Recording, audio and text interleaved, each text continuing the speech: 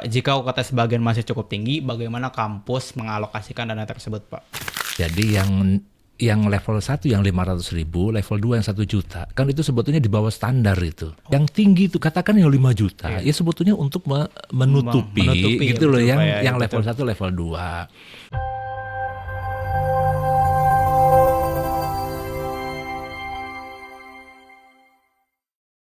Halo DMCers, kembali lagi pada DMC Podcast. Saya Arya Aditya. Temanya adalah UKT tinggi fasilitas biasa saja, efisiensi anggaran atau krisis pendidikan.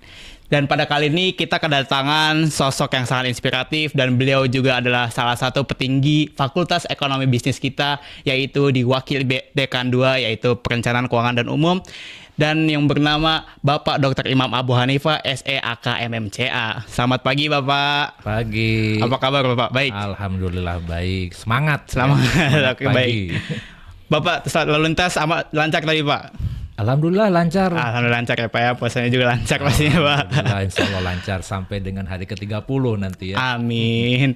Baik Pak, di antara WD1, WD2, WD3 nih Pak, yang memang Bapak nih kayak kurang ekspos gitu Pak di mahasiswa. Kayak WD3 kan kita kayak ada sambutan di misal PPKMB, walaupun acara ospek-ospek. Nah, Bapak nih Pak, peran Bapak sebagai Wakil Dekan 2 bidang perencanaan keuangan dan umum itu seperti apa sih Pak?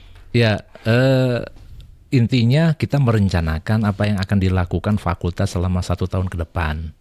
Ya, dari perencanaan yang sifatnya kualitatif, kemudian kita terjemahkan menjadi perencanaan kuantitatif berupa keuangan itu tadi, anggaran. Baik. Nah, kemudian dan lain-lainnya. Kegiatan bidang 1, bidang 3 itu tidak akan lancar kalau tidak didukung oleh bidang 2. Misalkan ya terkait dengan lampu, AC ya gitu ya, fasilitas pembelajaran gitu. Kalau itu tidak diatur, nah itu maka akan mengganggu perkuliahan. Nah ini adalah wilayah bidang 2. Jadi memang bidang 2 tuh adanya di belakang layar gitu loh. Gak apa-apa, gak terkenal juga. Tapi insya Allah terkenal di langit gitu. Amin. Ya, Pak, ya. Nah, gimana sih Pak, Bapak nih selama menjabat sebagai Wakil Dekan 2 nih, kayak ada gak sih Pak yang bikin kenangan Bapak gitu yang gak akan terlupakan sebagai Wakil Dekan 2 gitu Pak, kayak saya jadi Wakil Dekan 2 jadi kayak seperti ini gitu Pak. Perasaan Bapak gitu kan. Ya saya nikmati ya. Tapi satu hal saya belajar lagi. Belajar 2 hal maksudnya ya. Yang pertama saya belajar sabar, dan kedua saya belajar ikhlas. Gitu. Sabarnya tuh begini. Kita sudah memikirkan orang lain begitu ya. Tapi karena satu lain hal, keinginan orang lain itu tidak terpenuhi, akhirnya orang lain kecewa ke kita, padahal kita sudah mikirin itu kan. Itu sabar ya, betul sabar banget itu, sabar banget tinggi. Kita sudah bantu orang begitu. Yang kedua ya, saya belajar ikhlas. Kita sudah bantu orang, alhamdulillah orangnya tidak berterima kasih. Oh itu belajar ikhlas itu. Ikhlas ya Pak. Belajar menerima. Iya, jadi saya di bidang 2 ini alhamdulillah saya diberikan satu kesempatan untuk belajar lebih sabar lagi dan belajar lebih ikhlas lagi. Dan ini rupanya berat banget gitu loh ya. Seperti itulah. Jadi kalau berbicara apa yang menjadi satu motivasi untuk menerima amanah ini, ya belajar. Ya, itu aja, belajar. Jadi belajar bukan hanya untuk mahasiswa, untuk dosen juga seperti Bapak. Semua orang belajar gitu, belajar kehidupan itu. Tapi Pak, menjadi Wakil Dekan 2 ini berat gak sih Pak buat Bapak? Ya, kalau tadi itu ya, kalau judulnya belajar, ya tentu kita nikmati begitu. Berat dan tidak berat, ya semua juga berat ya. Tidur aja capek gitu ya. Iya benar Pak. Kita tidur saja capek, karena apalagi kita kerja, pasti berat gitu loh. Tapi ya kita tadi itu, karena belajar, nah semuanya akan ringan. Baik, alhamdulillah ya Pak ya, selalu lancar terus menjadi Wakil Dekan 2 nih Pak. Bantu juga ya daripada mahasiswa ya. Baik, siap Pak. Jadi Pak, kita nih ada sistem kebijakan UKT di Untirta nih Pak. Sesuai dengan terbitnya Permendikbud nomor 2 tahun 2024 tentang kenaikan UKT di perguruan tinggi. Apakah Untirta nih Pak menjadi salah satu PTN yang mengalami kenaikan UKT Pak? Ya, UKT itu kalau kita melihatnya, karena saya dosen akuntansi ya. naik atau tidak naik itu tergantung biayanya berapa. Ya, karena di akuntansi itu kan harga jual itu tergantung biaya produksi, begitu kan ya. Nah, UKT akan naik atau turun tergantung biaya operasional pendidikannya. Kalau biayanya naik, ya maka UKT-nya juga akan naik. Itu kan satu hal yang wajar ya. Memang, Pak. Nah, tentu beda lagi. Seperti layaknya bisnis ya. Walaupun harga-harga naik, tapi kan belum tentu harga jualnya ikut naik kan. Iya, betul. Karena ada pertimbangan pasar gitu. Nah, apalagi nih untuk Untirta sebagai perguruan tinggi negeri mempertimbangkan itu juga, mempertimbangkan kemampuan mahasiswa, maksudnya kemampuan orang tua ya, karena mahasiswa kan belum bekerja kan ya, sebagian besar belum bekerja. Jadi kita lihat itu, sehingga informasi yang saya dengar, karena UKT ini wilayah universitas ya, bukan wilayah fakultas. Jadi informasi yang saya dengar, insya Allah UKT nggak ada kenaikan. Amin. Gitu loh. UKT udah mahal nih ya teman-teman di MCRS dan teman-teman mahasiswa, UKT kita udah mahal, masa mau dinaikin lagi dong? Nggak gitu dong ya guys. Insya Allah. Nih. Jadi bukan berarti UKT tidak dinaikkan, kita memberikan, ini saya agak melebar jauh ya. Kita memberikan pelayanan yang biasa-biasa atau diturunkan gitu loh. Tidak, kita tetap fokus kepada pelayanan ya, tapi tidak dengan menaikkan UKT. Dari mana dong menutupi kekurangan-kekurangan? Yaitu wilayah universitas lah ya. Kita ada strategi-strategi tentu saja. Kita percayakan lah pada pimpinan universitas ya. Baik ya Pak ya, itu urusan atas saja ya, pimpinan atas kampus ya. Nah, pertanyaan selanjutnya nih Pak. Bagaimana nih sistem penanganan UKT di Untirta? Apa yang membedakan kelompok UKT rendah dan tinggi? Misalnya seperti ini Pak, kamu kok orang kaya tapi kamu kok UKT-nya segitu sih, sedangkan aku orang yang menengah, UKT aku paling atas nih. Itu bagaimana Pak? Masa sih ada kayak gitu? Enggak. Ya, jadi UKT itu kan dasarnya dari informasi yang Anda sampaikan waktu pada saat pendaftaran ya. Misalkan begini, boleh jadi gitu ya, si A orang tuanya tanda kutip ya pimpinan lah gitu, tentu pendapatannya kan tinggi. Iya pasti itu Pak. Tapi itu anak ke-10 misalnya. Bungsu. Pasti kakak-kakaknya udah kerja tuh. Ya kan? Gitu. Dan ternyata rapat lah begitu ya jaraknya gitu. Jadi kakak-kakaknya masih ada yang kuliah segala macam gitu. Nah si B katakanlah, dia orang tuanya biasa-biasa saja, tapi dia anak tunggal.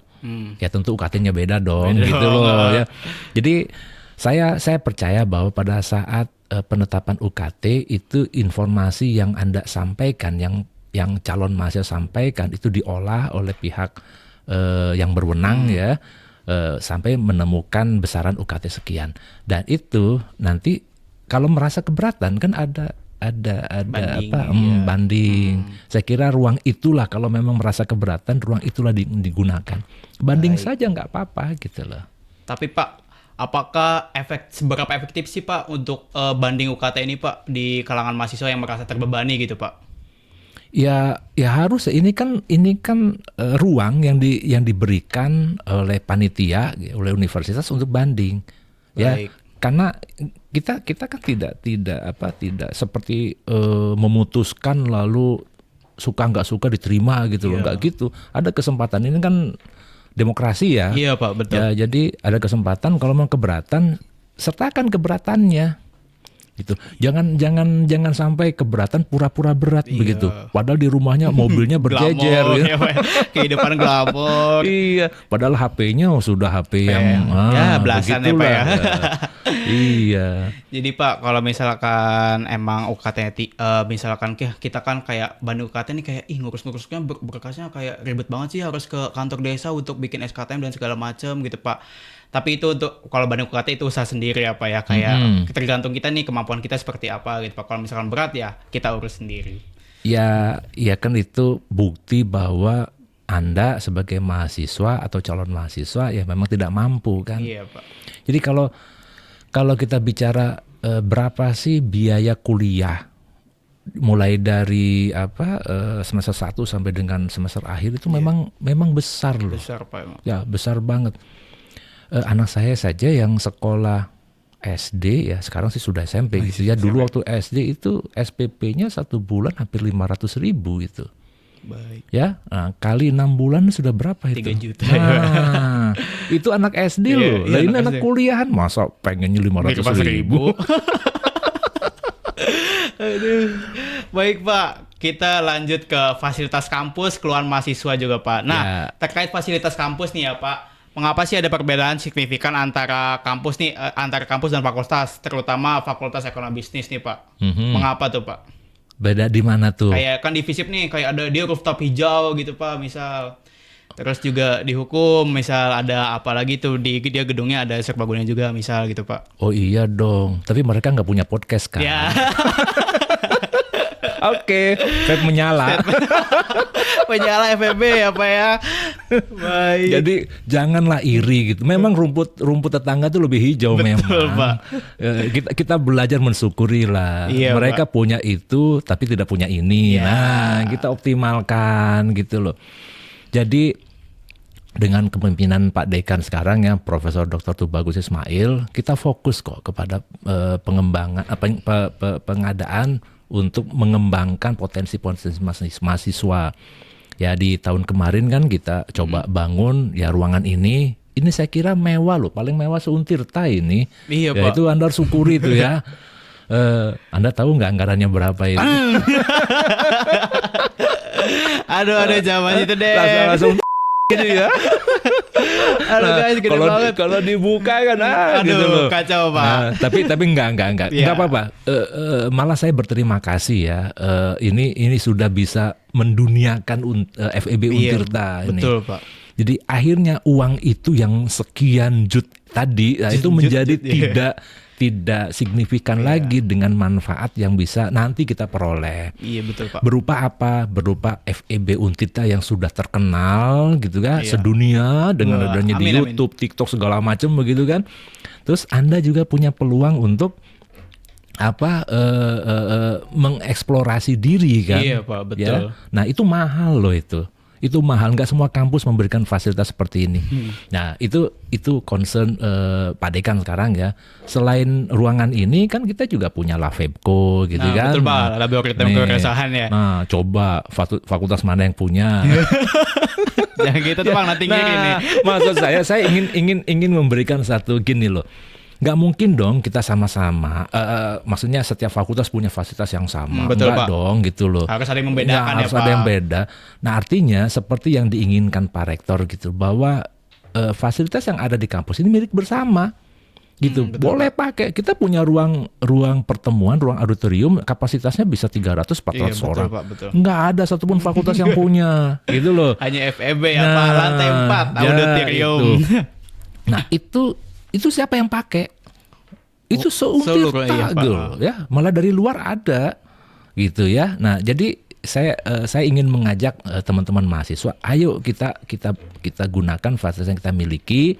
Fasilitas yang dimiliki fakultas lain juga bisa kita gunakan. Tentu menggunakannya dengan bertanggung jawab, jaga, Betul, Pak. begitu ya Menjaga, fasilitas yang tidak sudah berdiri ada. rusak ya Pak ya. Biasanya Betul. mahasiswa kan ada tangan yang jahil-jahil tuh Pak biasanya nih. Udah, yang jahil-jahilnya dikantongin aja.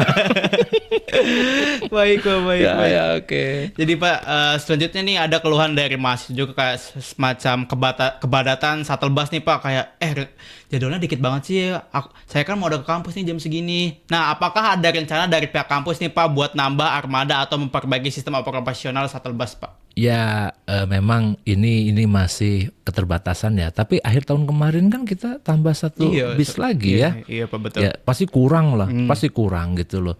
Nah, tentu ini jadi concern pimpinan universitas ya untuk terus mengadakan bis. Jangan dikira bis itu mahal juga loh Iya, itu. betul Pak. Belinya mahal, perawatannya mahal gitu loh, iya. ya. Fakultas kan punya juga mobil operasional ya. Setahun kemarin kita coba kita gunakan. Solarnya lumayan Iya, gitu loh. buat sehari itu Pak ya. Iya, solarnya lumayan. Jadi Iya kan? memang kita kan tidak hanya untuk mengurusi shuttle bus saja gitu loh ya. Kita juga kan ada kegiatan lainnya. Jangan sampai uang dari UKT malah habis untuk beli solar gitu betul, loh. Pak. Jadi Dimanfaatkan lebih baik Pak ya. tentu ada persentasenya kan. Jadi dibatasi untuk solarnya shuttle bus itu sekian liter lah katakan, atau kalau dipersentasekan ya 0, sekian persen lah begitu. Iya, Pak, betul, Jangan Pak. sampai 1% dari sekian Banyaknya, miliar, miliar. gitu loh ya. Sayang amat kan, itu kan terbakar. Iya Pak. Nah, terus menyikapi ini gimana gitu loh. Nah, teman-teman mahasiswa ini ya, jadi bisa gunakan angkut transportasi umum, ya kan bisa. Atau Iya, misalkan betul, yang punya kendaraan bisa ngajak temennya, yuk bareng gitu Pak, loh, yang nggak ya ada kan. kendaraan. Jadi memang kondisinya shuttle bus kita hanya beberapa unit, saya tidak tahu kalau nggak salah 2 apa 3 gitu ya. 2 unit sih 2 Pak, unit, lihat ya. ya. Kayak Cilegon ada, Sindang Sari ada.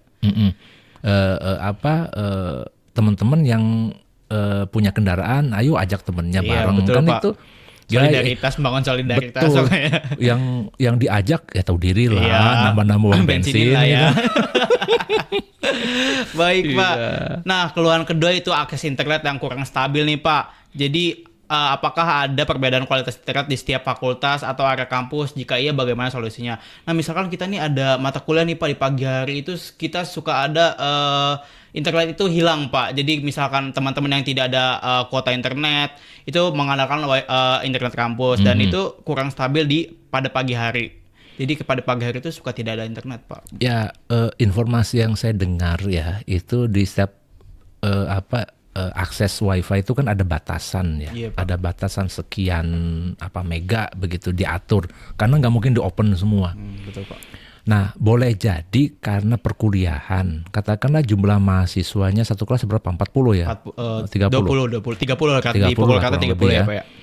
Nah, kalau 30 semuanya mengakses dan katakanlah 30 itu juga mendownload, itu baru satu kelas tuh. Iya. Nah, tentu kan jadi lemot. Lemot pasti Pak. Kali itu sekian ruangan Iya. gitu kan. Nah, itu dalam waktu yang bersamaan ya pasti down lah itu. Jadi memang ini yang harus ya kita perlu nambah bandwidth barangkali ya. Iya tuh Pak. Iya, ya mudah-mudahan balik di ACC, lagi iya. supportnya, Iya. ya, support anggarannya. Gitu loh. Iya tuh Pak, boleh. Ya mudah-mudahan. Tapi ini jadi fokus sih karena Pak Rektor itu kan concern pada smart and green itu tadi Digital ya, juga, Pak, ya. ya smart campus, kemudian ya salah satunya kan kita sudah mulai beralih yang semula full paper sekarang sudah paperless. Iya. Semua sudah menggunakan sistem aplikasi ya, aplikasi sistem. Perkuliahan sudah ada si Akang ya, sistem informasi akademik NG-nya New generation. Kalau si tetehnya belum. Si Akang Si A aja juga belum nih Pak. nggak itu jadi jangan dikira itu bikin sistem tuh Iya, mahal mahal, loh Pak. itu. Jelas, Pak, kalau bikin universitas ya. ya.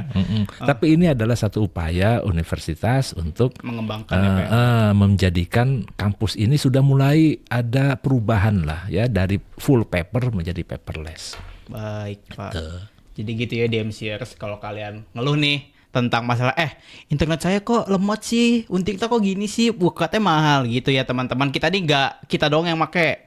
Baik Pak. Ya. Selanjutnya fasilitas olahraga yang kurang memadai. Fasilitas olahraga di Untirta dinilai masih kurang mendukung aktivitas mahasiswa.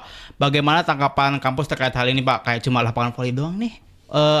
Sarana olahraga kita gitu Pak. Misalnya ada upaya gitu gak sih Pak buat penambahan fasilitas olahraga mungkin? Ruang itu yang Auditorium. auditorium kan Grand bisa gunakan Iya, Pak. olahraga. Basket ya. Bisa itu. Tapi katanya minjemnya susah tuh Pak. Masa sih? Kayak harus ke Sirata dulu lah. Oh iya belum, dong, kan sistem balik Iya. lagi. Kita kan gak bisa secara lisan ya Pak ya buat minjem tempat kalau Itu habit aja sih. Jadi bergeser lah, yang semula harus bicara, sekarang pakai Sirata. Betul, ya. Pak. Coba berdayakan HMJ. Iya betul Pak. Nah, jadi HMJ lah yang meminta itu. HMJ atau BEM fakultas ya dibikin. betul, Pak. Misalkan hari apa, olahraga apa, diatur lah Iya begitu. diatur bikin. buat ya. Atau kalau enggak, ada enggak sih UKM olahraga? UKM olahraga tuh ada futsal. Ada, seingat saya ada. Pak, ada. Nah kalau ada UKM olahraga berarti ada kegiatan latihannya dong. Latihan ada tuh, kalau setahu saya ada di Pakupatan tuh, Pak. Pakupatan dipakai dia buat basket, buat futsal. Biasa kan kalau di Sindang Sari kan nggak mungkin kan ya Pak buat lomba-lomba gitu. Paling ya yang paling hype-nya di Pakupatan gitu Pak, yang ramai penonton. Ya. Di sini karena terlalu lebar kali ya. Terlalu panas juga. Iya betul. Baik, ya Pak. nantilah ya mudah-mudahan segera tumbuh. Ininya pohon-pohonnya masih 3.000 pohon nih Pak. Betul. Baik Pak, dari ranking masalah kampus dari 3 masalah yang tadi, manakah yang lebih diprioritaskan Pak? Dari shuttle bus, akses internet, dan juga yang terakhir itu adalah fasilitas olahraga. Dari ranking prioritas Bapak nih 1, 2, 3 yang mana Pak? Yang keempat kali ya. Ada enggak? Apa tuh? Ya keempat itu bicara kita terus serang ya masalah fasilitas pembelajaran ya. Misalkan ruang kelas yang nyaman, kita masih kurang. Kita sudah sampaikan ke pimpinan. Sebetulnya ada informasi nih ya. Untirta tuh mau bikin gedung loh. Wih, gedung apa tuh Tadinya. Pak? Tadinya. Karena Baik. Anda tahu kan ada efisiensi, Iya tuh, Pak, udah aduh. bubar deh gitu. Iya mau bangun gedung sekian lantai gitu. Nah kalau itu kalau jadi gitu ya tahun ini mulai dimulai pembangunannya ya Insya Allah tahun depan kan bisa dipakai tahun depan 2 tahun lagi, penerimaan Pak, ya. penerimaan mahasiswa baru tahun depan. 26 Tapi berarti karena ya. ada efisiensi kan nggak boleh belanja modal ya jadi sepertinya sih digeser begitu. Iya, baik, Pak. Ya memang fasilitas pembelajaran itulah yang saya kira jadi fokus saya sih terutama. Kalau olahraga terus terang ya olahraga itu sudah banyak sebetulnya saya melihat ya betul bagus olahraga itu. Hanya karena kita sudah fokus kuliah di Sindang Sari, kemudian kondisi Sindang Sari sangat hot. Iya. Bumi Jadi, satu orang satu matahari kan rumahnya Pak. Ya jadi akhirnya tanda kutip ya malas olahraga kan. Iya, betul, Tapi Pak. sebetulnya kalau saya pulang sore itu di lapangan yang sebelah asrama itu suka rame. digunakan Iya, kok. suka gitu. itu biasanya anak-anak asrama Pak buat buat ngisi waktu luang mereka di sore hari gitu Pak. Betul kan itu saya kira sudah cukup Iya, sih cukup itu sih, Pak. cukup. Jadi shuttle bus itu wilayah universitas Iya. ya. Terus kemudian internet untuk upatik gitu Iya. kan. Saya kan Betul, nggak Pak. bisa langganan bandwidth sendiri Iya, gitu betul. loh.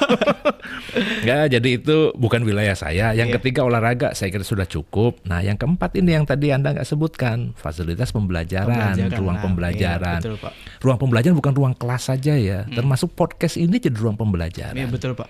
Ya, lab wirausaha, Lavepco itu ruang pembelajaran. Kita ingin tumbuhkan lebih banyak hal-hal yang seperti ini. Betul Pak. Jadi melanjutkan program Pak Menteri sebelumnya tentang kampus merdeka ya. Kamu seperti betul Pak. Ya kan kita ingin belajar tuh bukan hanya di kelas loh. Iya, betul. Gitu, ya kan?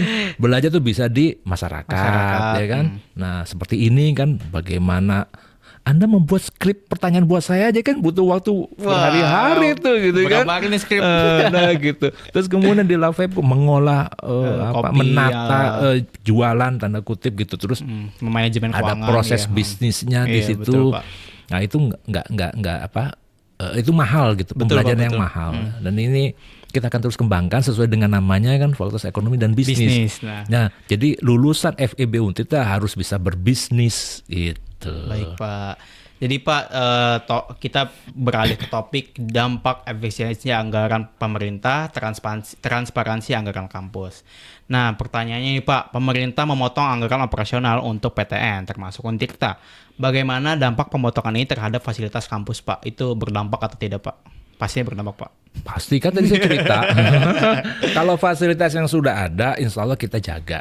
Ya komitmen Pak Rektor itu kan pertama pelayanan tidak akan dikurangi. Ya artinya apa? Hak-hak pegawai itu akan tetap diberikan.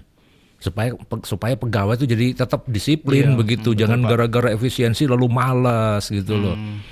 Ya Pak Rektor berkomitmen tetap akan diberikan hak-hak pegawai sesuai dengan Betul, aturan Pak. ya. Sehingga dampaknya nanti pelayanan kepada mahasiswa dan masyarakat tetap terjamin begitu. Ya, betul Pak. Kemudian penambahan fasilitas tentu ini sesuai dengan kebijakan pemerintah, betul, kan. Jangan dulu deh gitu iya, kan. Iya betul Pak. Paling geser ya. Bukan digeser sih ya, iya, ditarik. Oh begitu maksudnya. Ditarik. Baik.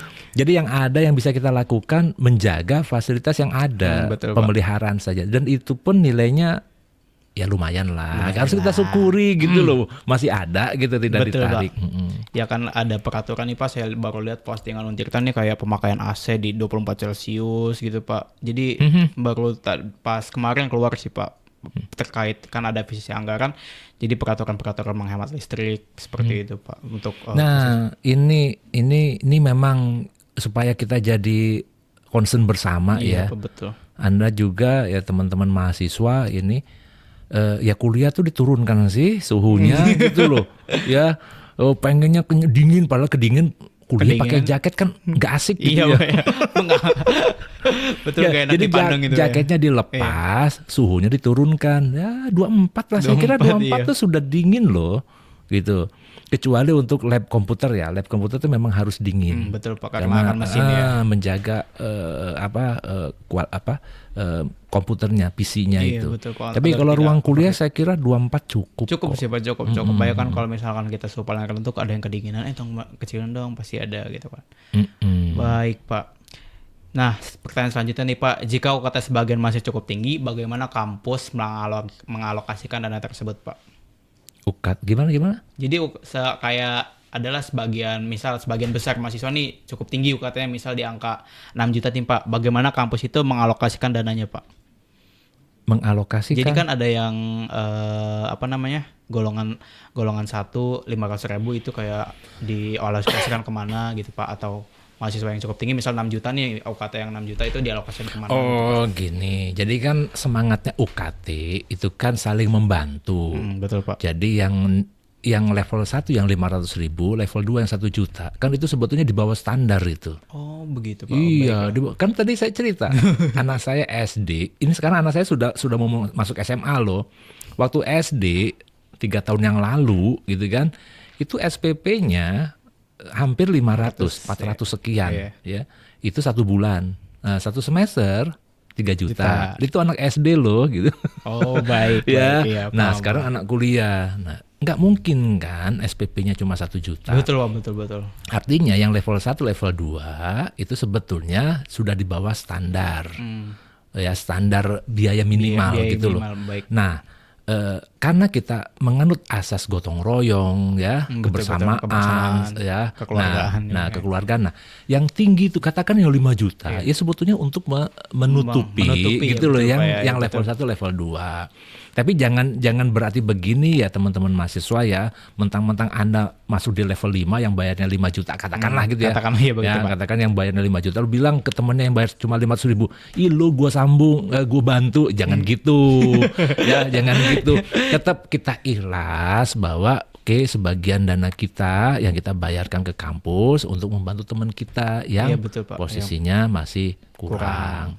Nah, ini juga bagian daripada semangat budaya kita kan, semangat gotong royong itu. Ya, jadi UKT itu ingin ke sana sebetulnya arahnya. Betul, Pak. Kalau dulu waktu zaman saya, orang kaya orang miskin sama aja truk sekian. Oh, disamaratakan ya Pak ya. Waktu itu sih masih murah, saya masih ratusan ribu. Tapi tahun berapa? Berapa puluh tahun yang lalu itu? Tahun 92. Baik Pak. Pertanyaan selanjutnya, bagaimana sih Pak mekanisme transparansi keuangan di Untirta? Apakah ada cara bagi mahasiswa untuk mengetahui kemana dana UKT mereka digunakan Pak? Harusnya ada gitu transparansi. Saya nggak tahu ya di portal atau di mana, saya kurang tahu. Tapi kalau misalkan Anda mau ya atas nama BEM ya tentu saja, betul, bukan Pak, perseorangan ya atau HMJ. Kalau Anda menanyakan boleh bisa datang ke bidang 2 gitu. Dan itu kita buka. Atau misalkan Anda bisa tanya juga ke Prodi. Itu kita open kok. Oh, berarti kajur gitu ya Pak kalau Prodi. Tahun kemarin untuk anggaran fakultas kita buka kok dalam rapat pimpinan. Kita di tanda kutip ya, dikasih uang dari universitas sekian miliar. Ayo kita kemana? Nah, Pak Dekan open kok. Oh Ya. jadi transparansi banget ya, terlihat gitu Ya, Pak ya, terbuka, ya. sangat open malah. Jadi kan postur anggarannya begini ya. Jadi ada namanya biaya bersama, ada namanya biaya khusus gitu ya. Biaya bersama itu seperti apa namanya listrik pegawai, Betul, belanja Pak. pegawai biaya bersama kan gitu loh. Betul. Nah itu kan harus di apa namanya disiapkan prioritas pertama kan. Betul Pak. Ya kalau dalam akuntansi itu namanya biaya tetap gitu Biaya loh. tetap, betul, Nah, Pak. biaya tetap itu mahasiswanya sedikit, mahasiswanya banyak kan harus dibayar. Betul Pak, betul. Ya misalkan ada prodi yang mahasiswanya katakanlah cuma berapa ya, kalau S1 sih mungkin sama ya, yang S2 misalkan ada yang mahasiswanya cuma 5 orang atau 10 orang gitu. Iya, betul, Yang Pak. satu prodi mahasiswanya sampai 40 sampai 50 orang gitu kan, jomplang ya jauh. Jauh banget Pak. Nah, tentu bukan berarti yang mahasiswanya yang sedikit itu lalu dosennya gajinya dipotong, nggak begitu juga begitu, gitu loh. baik. Ya tetap saja sebagai aparatur sipil ya ASN, nah dia tetap mendapatkan hak-haknya sesuai dengan aturan. Nah ini dari mana? Subsidi silang lagi gitu begitu. loh. Gitu. Jadi memang ya begitulah mengelola. Baik Bapak, baik. Kalau nggak begitu kan kasihan ya. Jadi ada kampus itu beda dengan sekolah ya. Kalau betul, Pak. sekolah kan lebih fokus kepada pengajaran. Pengajaran Pak. Begitu loh. Kalau kampus kan tridharma, bukan hanya pengajaran tapi juga ada penelitian, ada pengabdian. Betul. Nah, kalau kita tidak lakukan dharma yang dua tadi itu, kita fokus pada pengajaran saja, saya jamin akreditasi nggak akan bisa unggul. Begitu. Nah, baik, Untirta bisa unggul karena tridharma berjalan. Fakultas Ekonomi 3 jurusan ya, Empat. tiga jurusan sudah unggul. Oh sudah unggul ya. Ya itu kakak tertua lah ya. Iya, tertua banget Pak. Sama Kakak jurusan tertua. baru. Nah, ada yang masih imut. Iya, masih imut nih. Ya ekonomi syariah itu lagi jurusan berjuang. apa nih? Lagi berjuang Lagi itu. berjuang Bapak Kanjura juga lagi berjuang Ya, ini. kita support, fakultas support. Pak Dekan tuh sayang banget ke adik yang imut ini. Alhamdulillah. Kita sebut begitu loh Iya, ya. baik, Pak, Ya, baik, jadi baik, baik. tiga jurusan yang sudah unggul itu kakak tertua Iya, gitu ya. betul, Pak. Nah, yang adik yang paling imut ini ya kita bantu, kita support ya. Itu dosen-dosen kan kita sekolahkan, tanda kutip ya. tanda kutip Kita ya. berikan kesempatan, ayo sekolah untuk S3. S3 betul Pak. Karena syarat untuk unggul salah satunya juga dosennya harus kualifikasinya S3. Minimal begitu. berapa dosen tuh Pak setiap jurusan harus S3? Saya lupa ya minimalnya berapa ya, tapi ya semestinya sih ya 3 orang dosen lah cukup itu minimal semestinya ya, tapi saya lupa aturannya karena itu bidang akademik gitu. Betul Pak. Nah, jadi ada beberapa dosen ekonomi syariah itu kan sedang S3. Iya, Mudah-mudahan 2 atau 3 tahun ke depan sudah doktor. Ya, dan bisa membawa ekonomi syariah.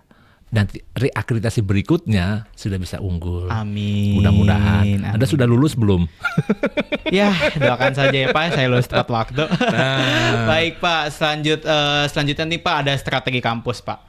Nah, dengan anggaran yang lebih terbatas nih Pak, strategi apa yang dilakukan kampus kita Untirta untuk tetap meningkatkan layanan bagi mahasiswa Pak? Karena efisiensi itu ya. Betul, Pak.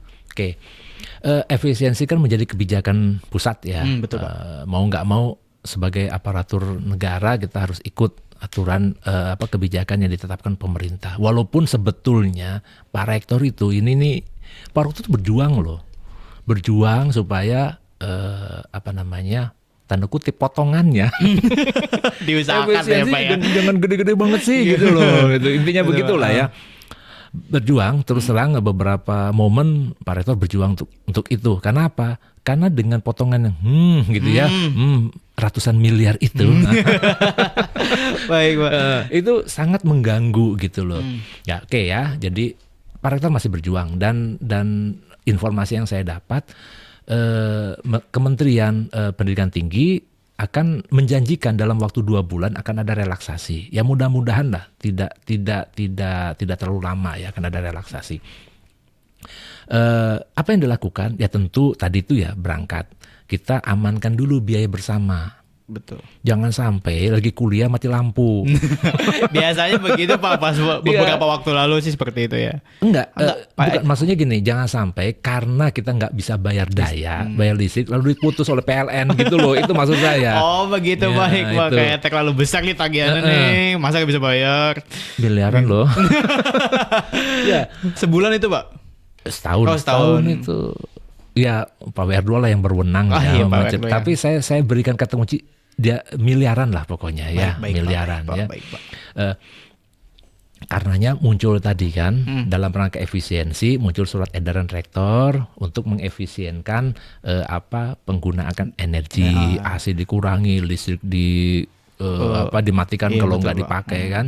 Dan Air dalam rangka juga, menurunkan supaya tidak tadi itu. Baik Pak.